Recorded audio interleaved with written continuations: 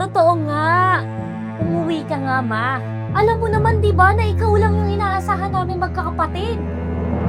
Tapos, di ba, ikaw yung nagpupumilit na makapagtapos ng pag-aaral tong si Chito.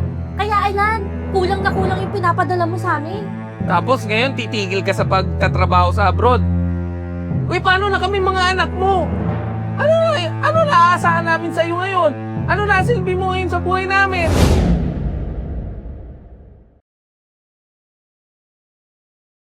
Bagong games. Ano naman? Angas. Mabigat pa, anak. Ano po? Anak, ang aking apo, ang laki na. Uy, talaga. Bless sa lola. Hello? Ay, Anak, Ayan. miss ko na kayo. Muwi. Muwi.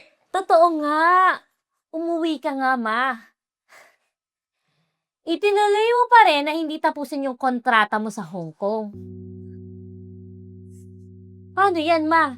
Naibigay ba yung sahod mo base dun sa kontrata mo?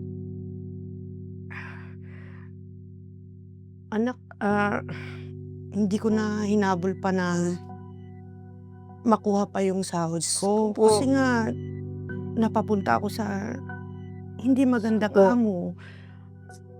Tsaka anak, masyado silang mapanakit eh. Iba talaga yung trato nila sa akin. Tsaka mga anak, hindi na kasi talaga kaya ng katawan ko na magtrabaho sa ibang bansa. Kaya dito na lang muna ako. Kasama nyo. So wala kang perang naiuwi galing ibang bansa? Galing sa Hong Kong?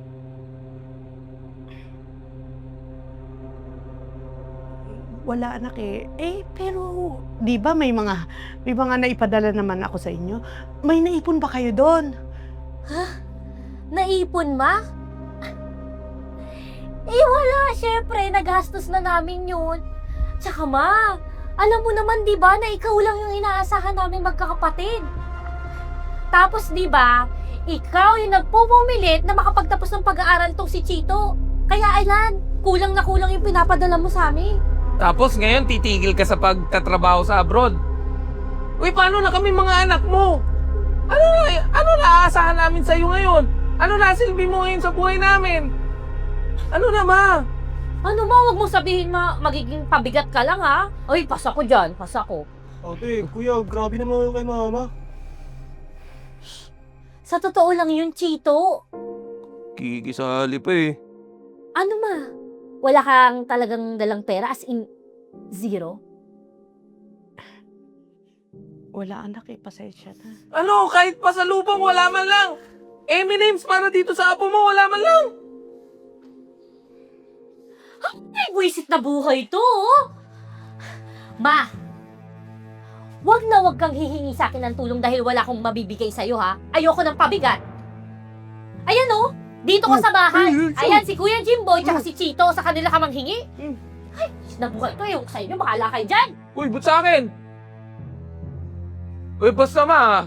Basta, sa panggastos dito sa bahay, kanya-kanya tayo. Bahala kayo sa panggastos nyo. Wala akong pakialam sa gagastusin nyo dito. Kanya-kanya tayo. Saka, Ma! Ma!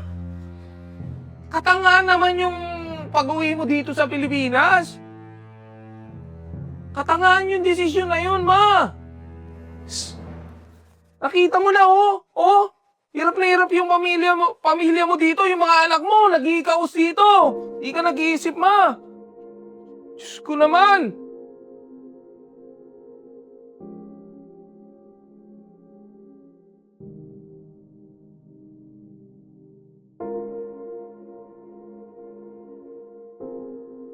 Tara, ma. Ama, dito ka muna matutulog, ha. Tsaka dito na rin muna yung mga gamit mo. Sige anak. Tara. Ay! Ay! Ay! Ano yan? Nubuksan mo, nakalak na nga. Ano yan? Kuya, dito ko muna papatulugin si mama. Oo anak. Sino may sabi? Ha? Kuya? Pinapaupahan ko tong kwarto na to. Room for rent yan. Binabayaran niyang kwarto na yan. Uupahan yan. Huwag niyong pasukin yan. Naintindihan niyo? Eh, kuya, saan matutulog si mama? Saan daw matutulog? Hindi na to. Natural, hindi dito. Room for rent nga to eh. Upahan ba niya ito? Eh di doon sa'yo. Matulog siya doon sa tinutulugan mo. Doon sa may butega o. Luwag pa ng butega o. Doon siya matulog. Huwag niyong papasukin to. Pinapaupahan ko to. Ha? Ulit-ulit na ako sa pinapaupahan ko yan. Sana naman naiintindihan niyo yan ha. Pasensya na ha. Pinapaupahan ko kasi yan eh. Huwag niyong pasukin yan. Kundi, magkakagulo tayo. Kung pakialam ng pakialam. Kita mo na nga nandyan na nga yung susi eh.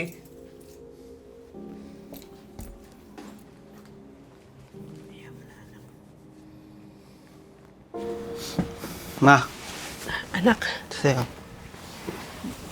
salamat. Ma, ako na yung humihingi ng dispensa kay ate at kuya sa ginawa nila sa'yo. Ma, okay lang na umuwi ka. Nauunawaan ko. At hindi mo na kailangan ipaliwanag sa amin. Ina ka namin at kailangan naming irespeto yun. Ma, hindi mo na kailangan magtrabaho sa ibang bansa. Sapat na yung ilang taong pagsasakripisyo mo sa pagtatrabaho sa ibang bansa. At sapat na din yung mga binibigay mo para sa amin. Ma, nasa edad na rin naman kami lahat at kaya na rin namin ng isa't isa. At dapat kayanin namin. Maraming salamat, anak, ha. Maraming salamat sa pangunawa mo. Sige ma, tulog na tayo. Sige, nak.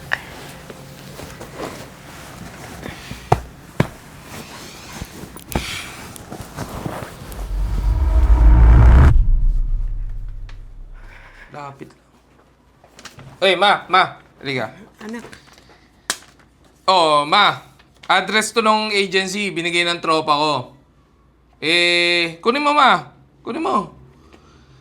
Applyan mo yan kasi naghahanap sila ngayon ng mga pwedeng domestic helper na dadalhin sa Middle East. Tingin ko naman, pasok ka doon. Applyan mo yan, ma. Sigurado, pasok ka dyan. Pasok na pasok. Sa experience mo pa lang, pasok ka na dyan eh. Di ba? pero, anak, ano kasi, Kasi, ano? Kasi iyan pa lang ang sinasabi mo, ma. Alam ko na yung ano mo eh. Ano yan? Tinatamad ka na magtrabaho abroad. Ayaw mo na. Gusto mo na lang dito. Ano, tinatamad ka. Ma naman. Ano? Mas gusto mo dito?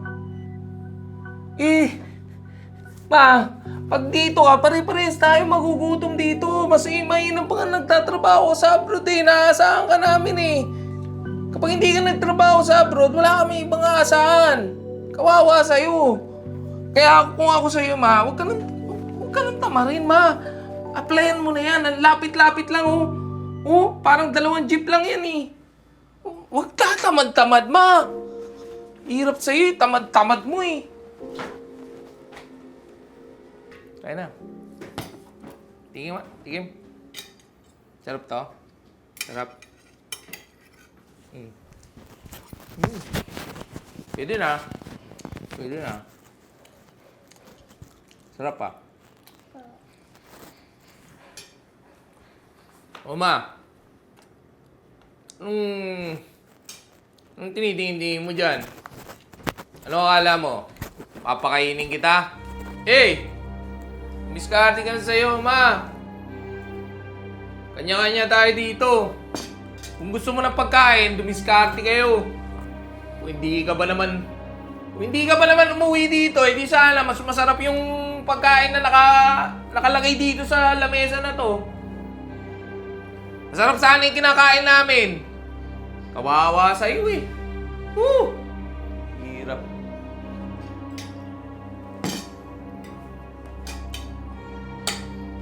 Sana masarap to. Ma, Ano mo na to? Yan, sarap yan. grabe ka naman kuya kay mama. Di na makatao yun ah. Ano, dahil wala na siyang silbi sa'yo? Ganyan mo na siya ituring? Oo. Dahil wala na siyang silbi. Magdidesisyon ba naman na tumigil maging OFW na magtrabaho sa abroad? Tapos anong gusto? Maayos pa rin yung trato sa kanya? Eh kung gusto pala niya maayos yung trato sa kanya, edi sana hindi siya tumigil sa pagtatrabaho sa abroad. Tapos ano, gagawin niya kayo ni ating palamunin? Palamunin na nga kayo. Palamunin pa pati pamilya nyo. Ayos ah. Nagpapakahirap si mama sa ibang bansa. Tapos kayo, nagpapakasaya lang. Tapos kapag walang naibigay, galit pa kayo. Gago ka pala eh. Ha? Gago ka. Ano ba gusto mo? Waiter. Kung magsalita ka, kala mo hindi ka paalamunin ah. Paalamunin ka lang din naman ah. Ha? Maganyan ka pa? Anong problema kung mag-demand kami kay mama ha? Eh nanay namin yon. Bakit nanay mo lang yon? Ha? Kumaganyan ka pa? Wala ka nang bilang dito sa bahay na to eh. Umalis ka na nga. Papanas ako sa'yo eh. Umalis ka. Bad trip ka. Papakita mo sa pamangkin mo yan, ha? Umalis ka na. Umalis ka na. Umalis ka na.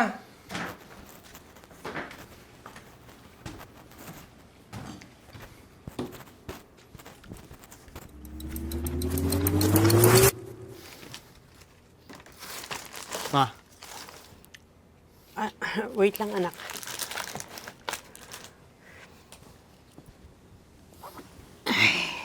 ma, Ano yun, anak? ma, pangako. Kapag natanggap ako sa trabaho sa ibang bansa, iaalis kita dito. Babawi ako sa'yo. Hindi mo na mararanasan yung mga pasakit na pinaparanas sa'yo ni ate at kuya.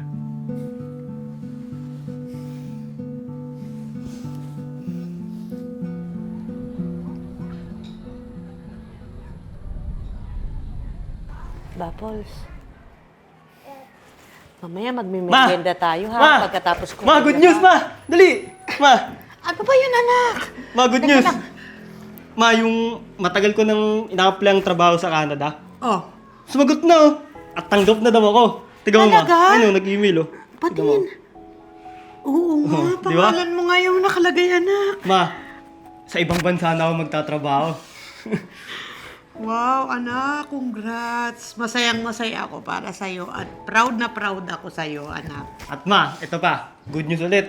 Ah, Pwede daw ako magsama ng isang kompanyon kapag nagtrabaho sa Canada. Sagot na daw nila yung pag-i-stayan doon. Ma, matutupad na yung pangarap ko na mayaalis kita dito. Ma, saka doon na tayo titira, ma.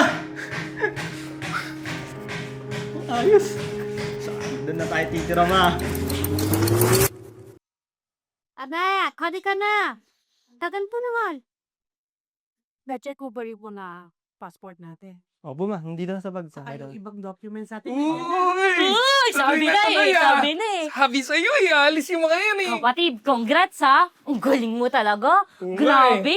Canada agad yung punta mo. Uy, kapatid. Kapag nandun na kayo sa Canada, tapos sumasahod ka na, kapatid, monthly, padalan mo kami ng sahod mo ha. Yung monthly sahod mo ha, pwede yun sa Western Union, kaya yun yung mga Gcash, yung mga Oo. ganun, bank transfer. Oo, pwede kapatid, yun. basta monthly ha, monthly. Padalan mo Tsaka, kami. ihanap mo na din to ng trabaho si Mama. Ay, Para at oo. least, dalawa na kayo nagpapadala ng pera dito sa Pilipinas. Totoo yun. Padala, i-apply mo yan si Mama. Pwede yan mag-caregiver. Di ba ma, kaya mo maging caregiver? Oo, kaya Yung ni mga Mama naghuhugas yun. ng puwet. Oo. Tapos nagpapakain ng matatandang puti. Pwede yan si mama. Pwede pa nga. Tapos- Kahit dalawa-dalawang trabaho, kaya yan ni mama. Oo, o kaya, tagapala ng snow. Magaling yan si mama nagpapala ng tayo dyan sa harapan niyan ng bahay natin. Oh, di ba? Oo, kaya ni mama, snow lang yung kaya niya yun. Grabe, naku. Malaki-laking padala nila to. Canada ba naman eh? Oo, tapos makakabili na ako ng gusto kong bili na motor. Doble yung sahod Sabi eh. pa- Pariban- Kumuha ng kakapalan ng mukha niyo. Pagkatapos ng mga ginawa niyo kay mama, mabuti na lang din talaga yung Panginoon. Dinala niya si mama sa mas maayos na sitwasyon. Hindi niya deserve ng mga anak na katulad niyo. Di ba nga sabi mo, Kuya Jimboy? Kanya-kanya tayong diskarte ah.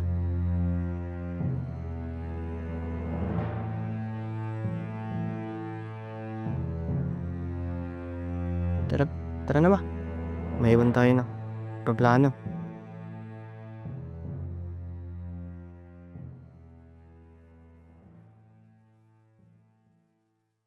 Kasi, request ka. Bakit kasi sinabi mo kanya-kanyang diskarte?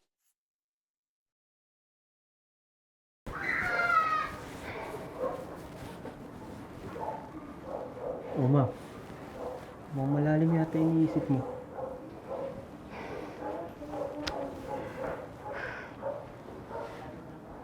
Naiisip ko ng anak yung ate at kuya mo. Musta na kaya sila? Nagbago na kaya sila?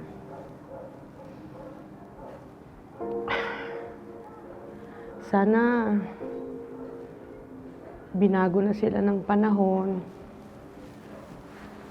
at ng Panginoong Diyos. Kasi kahit ano pa man, anak ko sila. Anak na dapat gabayan kahit ano man ang pagkakamali nila.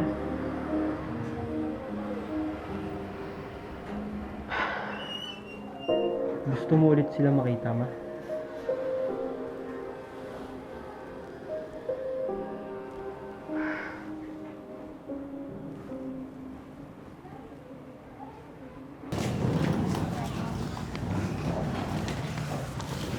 Ma. Na-ibenta to nila kuya simula nung umalis tayo. Kaya wala sila dito. Naibenta na to?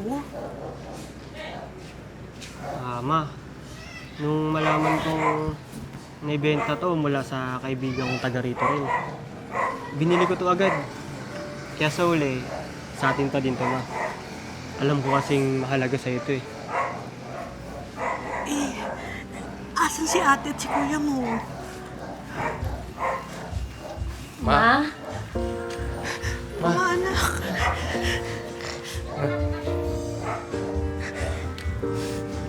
Ma, sorry. Ma, alam mo, simula nung nawala ka,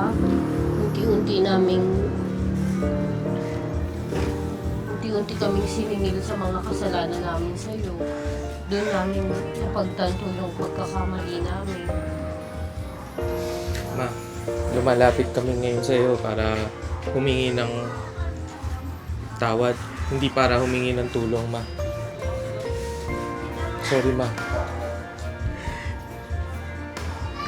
Mga anak ko kayo. At noon pa man, napatawad ko na kayo. Mahal na mahal ko kayo. Ma, magsisikap kami. Magsisikap kami ni Kuya sa sarili naming mga paamok. Kaya namin yun, Kuya. Ma, nagsisi na kami sa lahat ng mga pagkakamali namin sa buhay. At aayusin na namin ang buhay namin nang kami lang, ma. Sorry, ma. Maraming salamat sa Panginoon. At binigyan niya ng kaliwanagan ang inyong isipan. Salamat sa Panginoon dahil Panginoon din yung nagpabago sa amin ni Kuya, ma. Kalinawan ng kaisipan namin dalawa. At masaya na buo ang ating pamilya. Love you, ma. Love you, mga anak.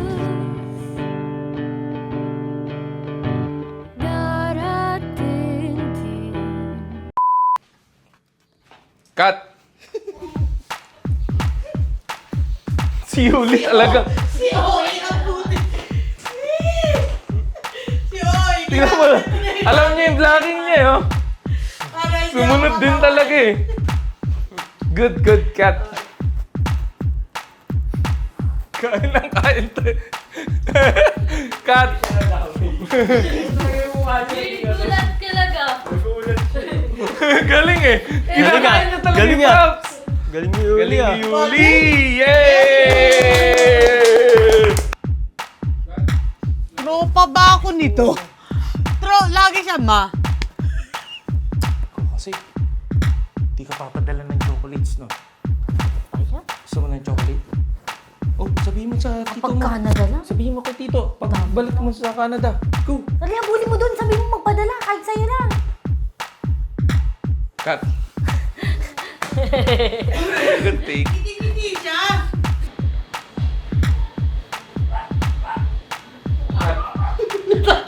Snow motor. Snow motor. Sino makita ba? Dalig ko sila dito. Pawisan dito. Natatawa na ako. Ito lang ang pala, snow mall. Tapos may nag-ano ng snow. May nagwawalis ang snow. Nag-shovel. Nag-shovel ng Shovel ng snow. Miss ka namin, ma. Kayo din eh. Issue nga. Wala na eh. Ano, pinagulong ko doon sa... It's a wrap. It's a wrap. Pack up.